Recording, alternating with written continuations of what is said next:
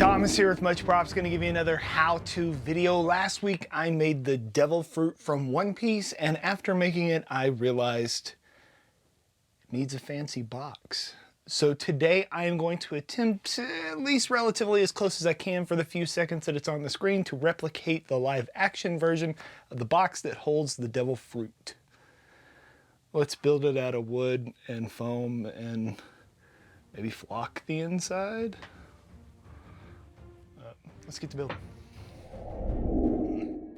The base of my box will be made out of some 1/8 inch plywood that I'm going to cut on my Glowforge. You could just as easily buy a pre-made box, do the cutting by hand, or even make it all out of foam if you wanted to. I went over to makercase.com, I'll put a link to it down below, and set the parameters for what I wanted. I wanted my box to be a cube that was 8 by 8 by 8 on the inside to comfortably fit my devil fruit. Instead of making it a full box, I made a bottom and a top with a height of 5 inches and 3 inches open on one end. Once everything was done, I pulled the SVG files to the Glowforge app, positioned it on the lumber that I had available, and let it do the cutting, which took about 10 minutes for all the pieces.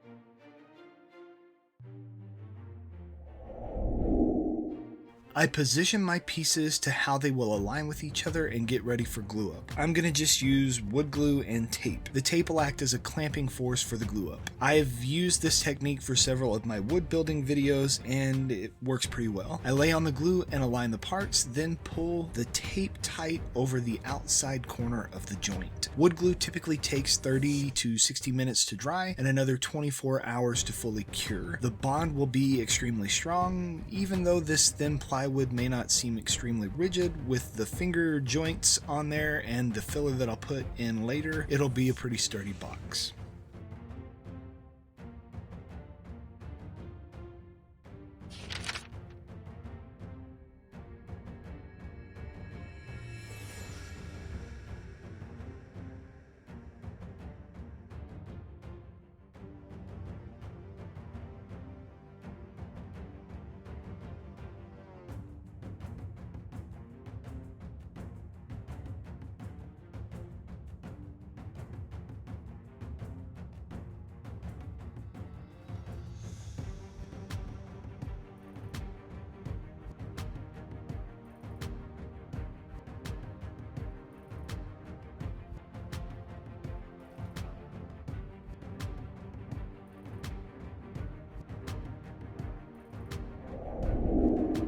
Using laser cutters are great for speed and precision, but they're not perfect. It does char the edges and it leaves a residue around the cutting lines. Now you could do things to combat that, like putting masking tape over the surface, but I figured I was gonna have to sand the surface anyways once all the glue was dried, and it didn't make much sense. So I'm just gonna use some sandpaper by hand. I like to glue my sandpaper to a piece of wood to make it a little bit easier to hold in the hand, but if you get impatient, like I often do with sanding, get a palm sander, oscillating sander, or an orbital sander or belt sander. It makes things a lot quicker and will save you a lot of breathing in of wood dust.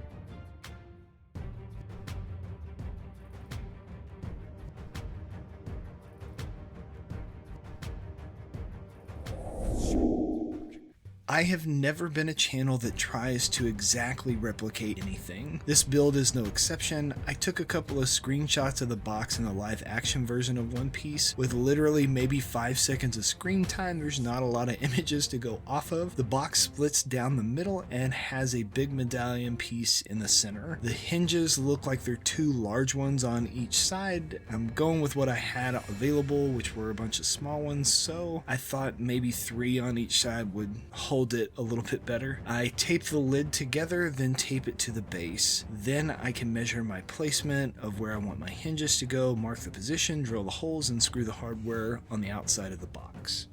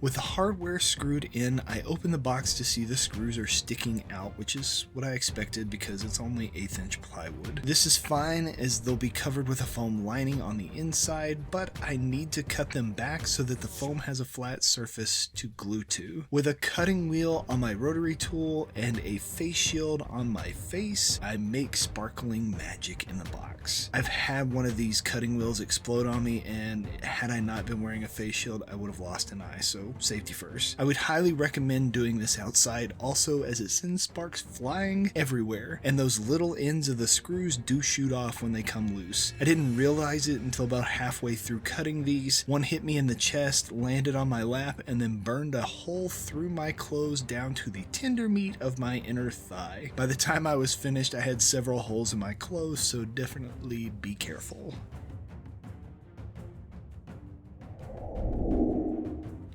Now I'm ready to start adding the embellishments to the outside of the box. I'm gonna do it out of foam so I can avoid more molten metal burning my clothes. I guesstimate how wide the strips need to be, then I go about super gluing them to the wood box until I have all the corners and edges adorned. I also rounded over an 8mm EVA dowel and cut them off to make foam rivets that I also super glued into place.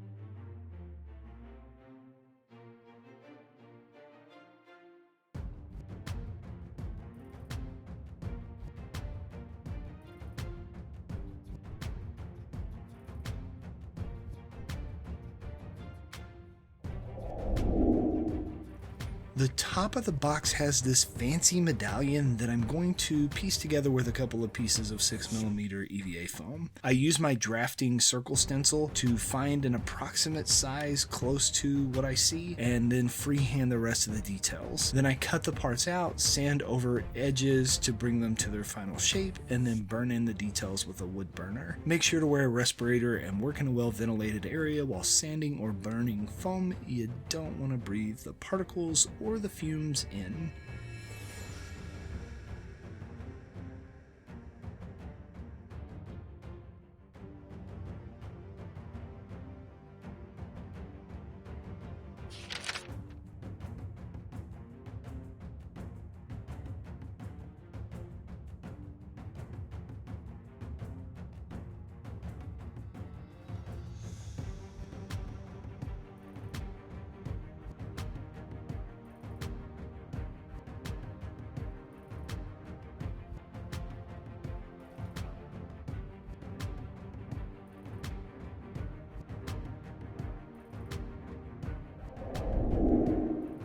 Now for the inside. I need to make a support structure to make the box sturdier and a housing for the devil fruit so it's not rattling around on the inside. So I line most of the inside surfaces with various thicknesses of EVA foam, making sure to periodically check that my fruit still fits within the box and can fully close. The bulk of the inner support is from a stack of 2 layers of 48mm thick EVA foam with a hole cut in the center of it. A spindle sander would have definitely come in handy here, but I don't have one as of yet, so I did it with a rotary tool. It doesn't have to be perfect because the flocking will cover up all of my crimes against foam-manity here in a second.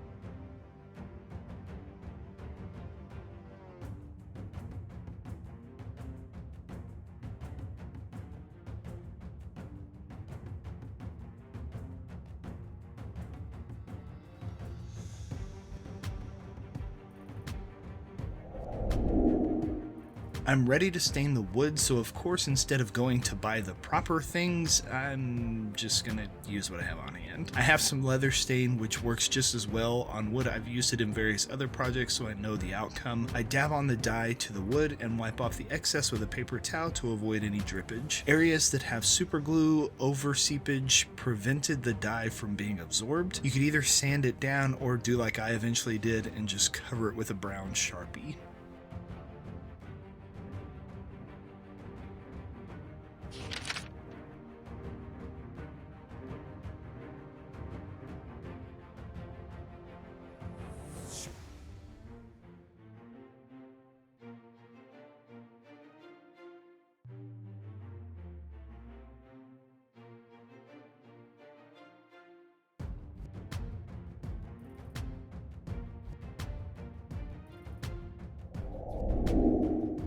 I did not seal the EVA other than a layer of acrylic paint over the medallion in the middle. I'm just going to slather on some silver rub and buff until I'm happy with the coverage. Since these parts aren't going to move and bend individually, they're going to be against that rigid wood. I'm not too worried about the paint cracking or messing up. Initially, I was going for a minimal amount of coverage, but decided for a fuller look by the end. Once I had covered the outside, I painted the inside with a splotchy green coverage of acrylic paint.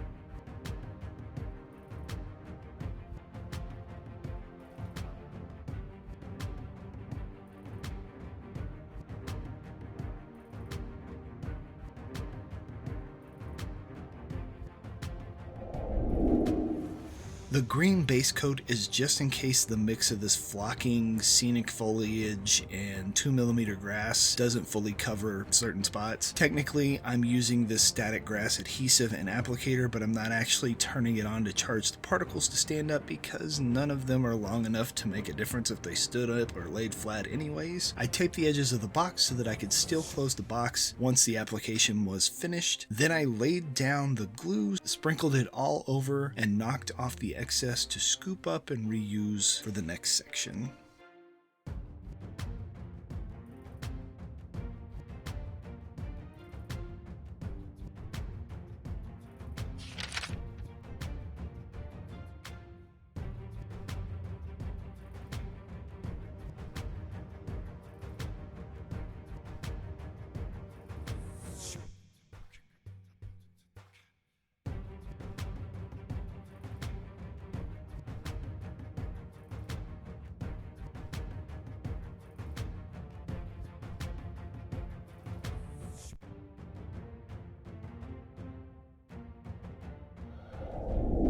And we are finished. Here is the end result. Overall, not too bad. I really love the way that the inside looks, especially with that purple fruit in the middle there. I think it just kind of sets it off. But yeah, maybe you'll try and make one of these yourselves and impress your friends with your ability to build storage containers that perfectly hold something and make it that more enticing to steal. Yeah. Maybe you'll get some. Yay! And inevitably, they're gonna ask you, how'd you make that? You can give them one of these, tell them, much props. I gotta put this in the safe to protect it from pirates. So peace out.